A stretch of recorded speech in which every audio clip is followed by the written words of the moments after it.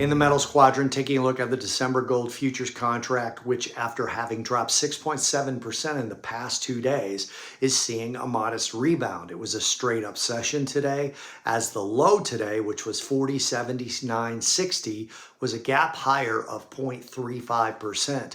And the high today so far, 41.7550, was up 2.61%. I say so far because the market is still open, referring to the futures market. And as of right now, gold is still up 2.33%.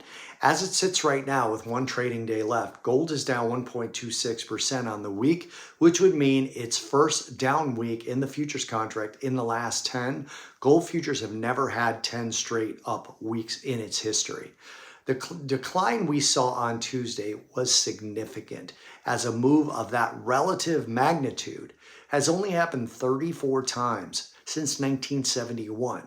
What I mean by that is, statistically speaking, it was about a 4.5 sigma move. Said more plainly, this kind of a move only happens once out of every 240,000 trading days in a normal world.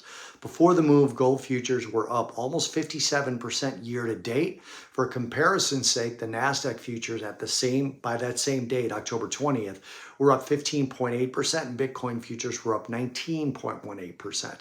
Despite today's rebound, gold likely has a lot more work to do to regain investor confidence in terms of new positions.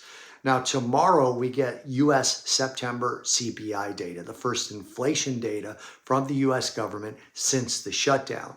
Now, markets are expecting a slight uptick on the headline year over year, but unchanged on everything else. We're talking about the core month over month and year over year, and the headline month over month.